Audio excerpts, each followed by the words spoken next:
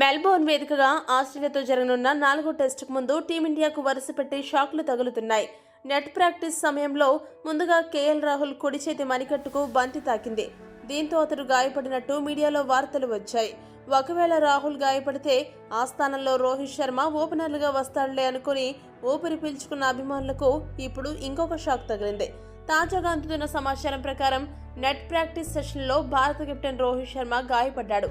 Batting practice చేస్తుండగా రోహిత్ శర్మ మోకాలికి గాయమైంది. త్రోడౌన్ స్పెషలిస్ట్ దయాను ఎదుర్కొనే క్రమంలో బంతి రోహిత్ ఎడమ మోకాలికి బలంగా తాకినట్టు తెలుస్తుంది. దీంతో అతడు నొప్పితో విలవిల్లాడినట్టు పలు రిపోర్టులు పేర్కొంటున్నాయి. ఇందుకు సంబంధించిన ఫోటోలు సోషల్ మీడియాలో వైరల్ గా మారాయి. అయితే అతడి గాయంపై బీసీసీఐ మాత్రం ఎటువంటి అధికారిక ప్రకటన చేయలేదు.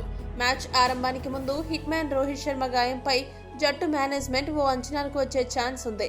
ఒకవేళ కేఎల్ రాహుల్, రోహిత్ శర్మ ఇద్దరు గనుక గాయాల కారణంగా జట్టుకు దూరమైతే ఓపెనర్ గా అభిమన్యు ఈశ్వరన్, మిడిల్ ఆర్డర్ లో సర్ఫరాజ్ ఖాన్ లేదా ధ్రువ్ జురెల్లలో ఒకరికి తుది జట్టులో స్థానం దక్కుతుంది. ఈ మొత్తం విషయాలపై క్లారిటీ మ్యాచ్ కు ముందు రోజే తెలుస్తుందని క్రికెట్ విశ్లేషకులు పేర్కొంటున్నారు. మరి ఏం జరుగుతుందో వేచి చూడాలి. రోహిత్ ఒకవేళ గాయంతో దూరమైతే బుమ్రా తిరిగి కెప్టెన్ గా బాధ్యతలు స్వీకరిస్తాడు. ఈ వీడియో కనుక మీకు నచ్చినట్లయితే లైక్, షేర్, కామెంట్ చేయండి. మరిన్ని స్పోర్ట్స్ అప్డేట్స్ కోసం మా ఛానల్ను సబ్స్క్రైబ్ చేసుకోండి.